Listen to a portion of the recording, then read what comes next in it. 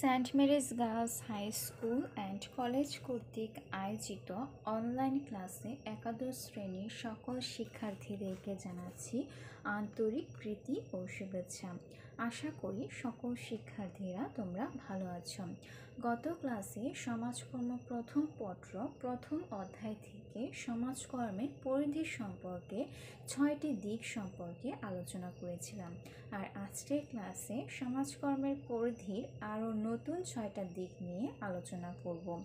প্রথমে যে বিষয়টি সম্পর্কে আলোকপাত করা হবে সেই বিষয়টি হচ্ছে পারিবারিক সেবা। সামাজিক প্রতিষ্ঠানগুলোর মধ্যে সবচেয়ে ক্ষুদ্র এবং প্রাথমিক প্রতিষ্ঠান হিসেবে পরিবারকেই যথেষ্ট গুরুত্ব দেওয়া হয়। সমাজকর্ম ব্যবস্থায় বিভিন্ন পরিবার কল্যাণ কর্মসূচির মাধ্যমে পারিবারিক বহুমুখী সমস্যার সমাধান ও উন্নয়নে সহায়তা করা হয়। পারিবারিক বিশৃঙ্খলা প্রতিরোধ ও দূরীকরণে এই ব্যবস্থায় বিবাহ পূর্ব ও পরবর্তী পরামর্শদাতা হিসেবে বিবাহ পরামর্শকগণ উল্লেখযোগ্য অবদান রাখছেন। এরপর যে বিষয়টি রয়েছে সেটি হচ্ছে স্বাস্থ্যসেবা। বিভিন্ন ধরনের শারীরিক রোগ প্রতিরোধ ও প্রতিকারমূলক শিক্ষাদান ক্ষেত্রে বর্তমানে সমাজকর্ম ব্যবস্থার ব্যাপক প্রয়োগ হচ্ছে। এছাড়া শারীরিক রোগ সংশ্লিষ্ট আর্থসামাজিক ও মানসিক সমস্যা দূরীকরণে সমাজকর্মীগণ বিশেষ অবদান রাখছে। এই ক্ষেত্রে উল্লেখযোগ্য কর্মসূচি হিসেবে সমাজকর্ম চিকিৎসা সমাজকর্ম কর্মসূচির সফল বাস্তবায়ন করে চলেছে। এরপর যে বিষয়টি আছে সেটি হচ্ছে শারীরিক প্রতিবন্ধী কর্মসূচি। অন্ধ, মুখ বধির ও অন্যান্য প্রতিবন্ধীদের কল্যাণে বিভিন্ন ধরনের প্রতিবন্ধী কর্মসূচি পরিচালিত হয়ে থাকে, যার মধ্যে অন্ধ স্কুল, মুখ বধির স্কুল, শারীরিক বিকলাঙ্গ প্রশিক্ষণ ও পুনর্বাসন কর্মসূচি অন্যতম। সরকারি ও বেসরকারি উদ্যোগে পরিচালিত বিভিন্ন কর্মসূচিতে বিশেষজ্ঞ সমাজকর্মীগণ কার্যকরী ভূমিকা পালন করছে। শারীরিক প্রতিবন্ধী কর্মসূচির পরে রয়েছে অপরাধ। বয়স্ক অপরাধী এবং কিশোর অপরাধীদের যে বিশেষ প্রক্রিয়ার মাধ্যমে উদ্বুদ্ধকরণের দ্বারা আত্মসংশোধনের মাধ্যমে অপরাধ মুক্ত করে গড়ে তোলা হয়, সেই বিশেষ প্রক্রিয়াকে সংশোধনমূলক কার্যক্রম বলে। সংশোধনমূলক কর্মসূচির হিসেবে প্রবেশন, প্যারোল, মুক্তিপ্রাপ্ত কয়েদিদের পুনর্বাসন প্রভৃতি ব্যবহার হয়ে থাকে। এই কর্মসূচি ব্যক্তি উদ্যোগে শুরু হলেও পরবর্তীতে পেশাদার সমাজকর্মে আরও বৈজ্ঞানিক উপায়ে ব্যবহার হয়।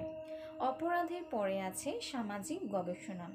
সামাজিক আন্তঃক্রিয়া ও সামাজিক সমস্যা সম্পর্কিত তথ্য সংগ্রহের বৈজ্ঞানিক ও পদ্ধতিগত অনুসন্ধান প্রক্রিয়াকে সামাজিক গবেষণা বলে।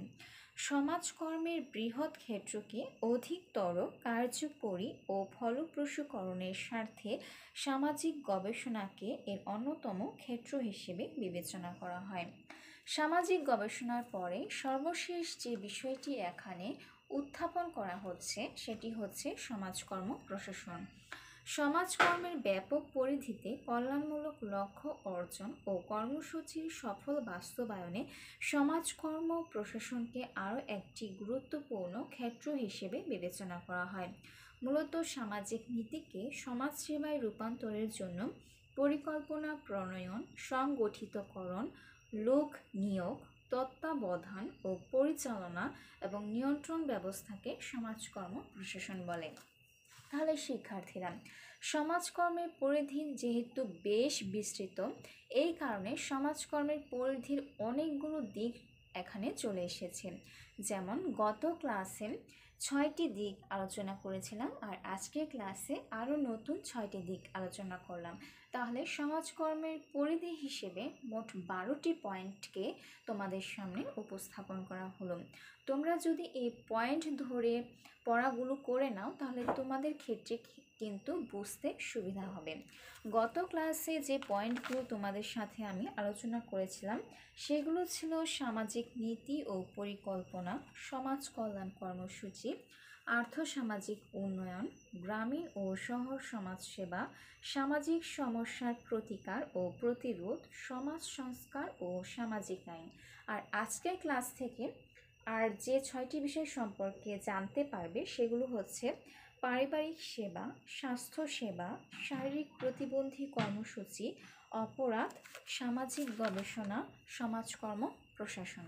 শিক্ষার্থীরা পরিধির ক্ষেত্রে বা পরিধির যে দিকগুলো আছে সেগুলো জানার জন্য এই বিষয়গুলো অবশ্যই তোমাদের অনুশীলন করতে হবে। এর পাশাপাশি তোমাদেরকে কিন্তু তোমাদের বইও পড়তে হবে।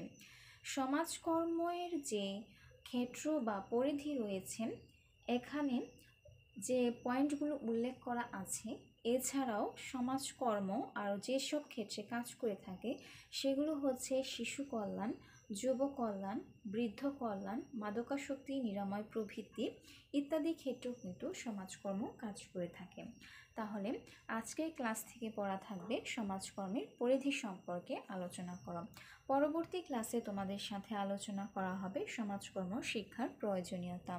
সেই পর্যন্ত সবাই ভালো থাকো। সবার প্রতি শুভকামনা ব্যক্ত করে আজকের ক্লাসটি এখানেই শেষ করছি।